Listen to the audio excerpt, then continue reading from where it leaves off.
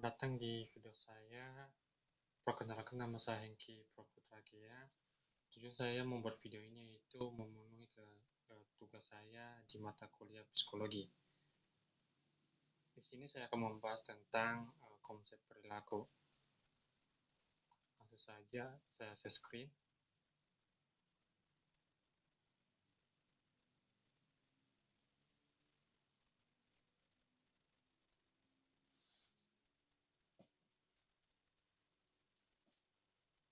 Nah, di sini saya akan membahas tentang konsep pembentukan sikap. Oke, biar lebih fokus, saya matikan kameranya.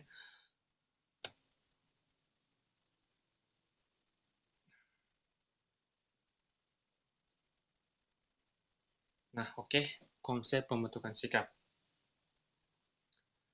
Definisi sikap.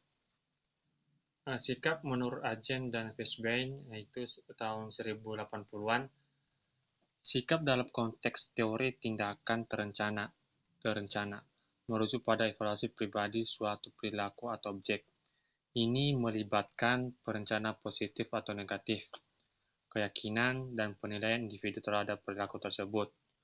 Nah, sedangkan menurut Alisuf 2010, sikap merupakan suatu ekspresi seseorang yang merefleksi kesukaannya atau ketidaksukaannya pada suatu objek. Sikap ini memiliki arti pandangan atau suatu kecenderungan dalam mengekspresikan suatu hal baik, benda, ataupun orang lain dengan bentuk suka atau tidak sukanya. Nah, biasanya diartikan bahwa sikap memiliki makna sebuah kecenderungan manusia dalam mereaksikan suatu hal yang dilihatnya. Bentuk dari reaksi manusia dapat berupa perasaan acuh atau tidak acuh, suka atau tidak suka, menerima atau tidak menerima. Sikap adalah bagaimana pendapat atau penilaian orang atau responden terhadap hal yang terkait dengan kesehatan, sehat, sakit, dan faktor risiko kesehatan. Sikap merupakan suatu sindrom atau kumpulan gejala dalam merespons stimulus atau objek, sehingga sikap itu melibatkan pemikiran atau pikiran, perasaan, perhatian, dan gejala kejiwaan yang lainnya. Itulah definisi tentang sikap. Nah, komponen sikap. Komponen sikap ini menurut Azwar 2013 ada 3, yaitu komponen kognitif, komponen efektif, dan komponen konatif. Komponen kognitif merupakan kepercayaan atau keyakinan manusia terhadap pemahaman yang diterima dari suatu objek secara langsung atau secara umum. Seseorang dalam memahami suatu objek menjadi dasar dalam pengetahuan seseorang terhadap objek tersebut.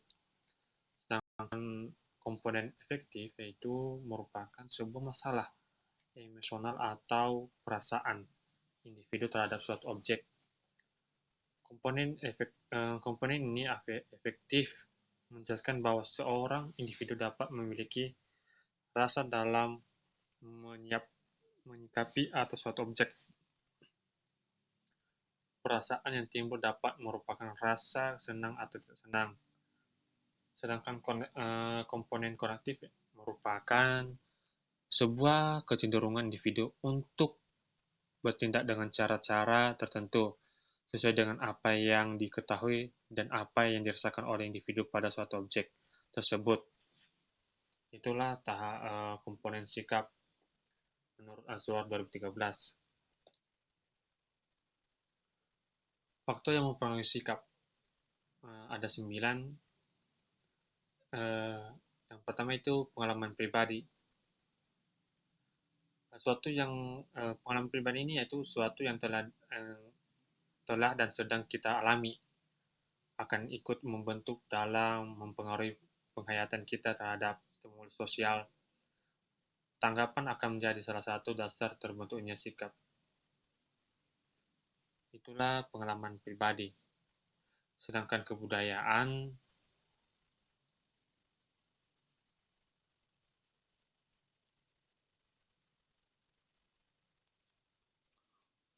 faktor-faktor yang mempengaruhi sikap.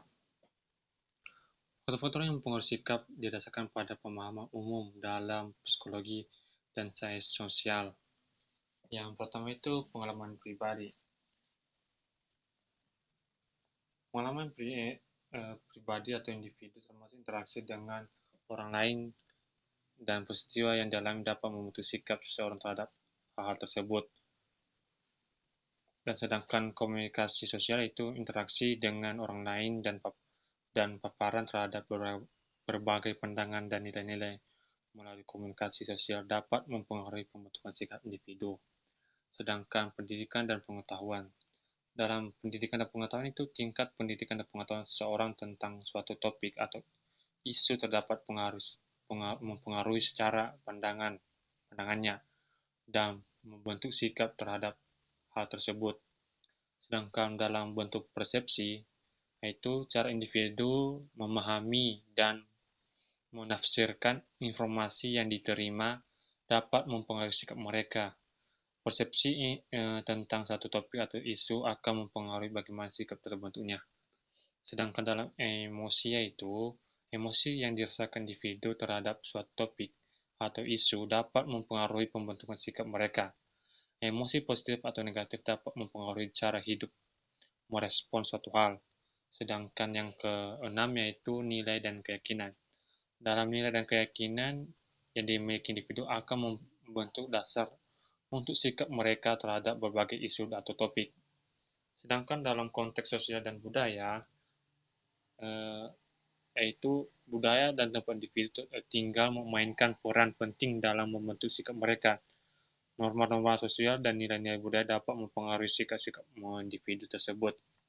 Sedangkan dalam pengaruh kelompok, dalam keanggotaan dalam kelompok atau komunitas tertentu dapat mempengaruhi sikap individu karena individu cenderung mencari validasi sosial dari kelompoknya.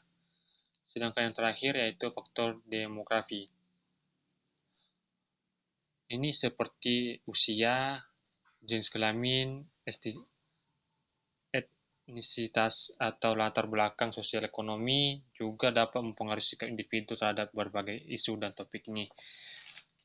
Itulah faktor-faktor yang mempengaruhi sikap yang saya jelaskan tentang faktor yang mempengaruhi sikap. Selanjutnya proses pembentukan sikap. Proses pembentukan sikap. Proses ini dari pembentukan sikap adalah menyerupai proses belajar atau proses perubahan sikap menurut Noto Mojo 2010. Sangat tergantung dari proses yakni ada dua yaitu pembentukan sikap dan perubahan sikap. Pembentukan sikap.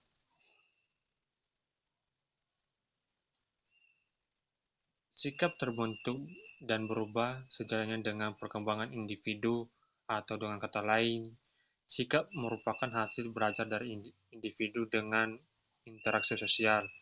Hal ini berarti bahwa sikap dapat dibentuk dan diubah melalui pendidikan. Sikap positif dapat berubah menjadi negatif jika tidak mendapatkan pembinaan dan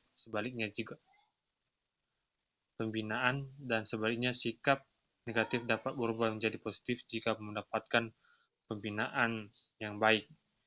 Disinilah letak peran pendidikan dalam membina sikap seseorang. Pembentukan sikap tidak terjadi demikian saja, melainkan melalui suatu proses tertentu, melalui kontak sosial yang terus-menerus antara individu dengan yang lain dan sekitarnya. Itu dalam pembentukan sikap. Nah, sedangkan perubahan sikap. Perubahan sikap itu yaitu beberapa faktor yang mempengaruhi perubahan sikap, yakni adanya informasi baru mengenai suatu hal yang memberikan landasan kognitif baru terbentuknya sikap terdapat hal tersebut. Dan perubahan sikap dapat terjadi karena pengalaman langsung dari individu.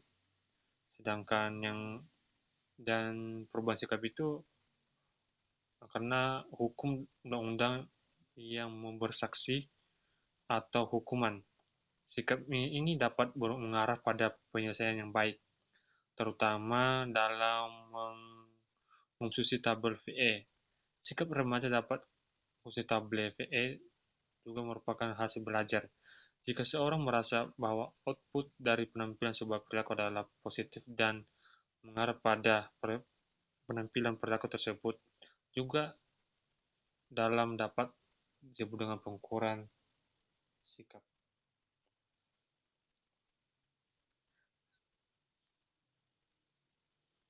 Nah, perubahan sikap ini juga merupakan perubahan sikap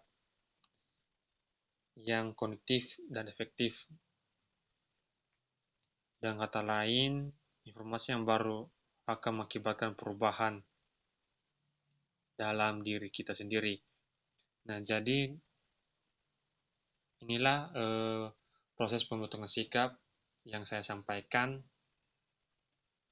Eh, Demikian konsep pembentukan sikap yang saya sampaikan kepada teman-teman dan eh, dosen pembimbing saya. Demikian, semoga yang saya sampaikan bisa dapat dimengerti dan dapat dipahami. Demikian. Terima kasih.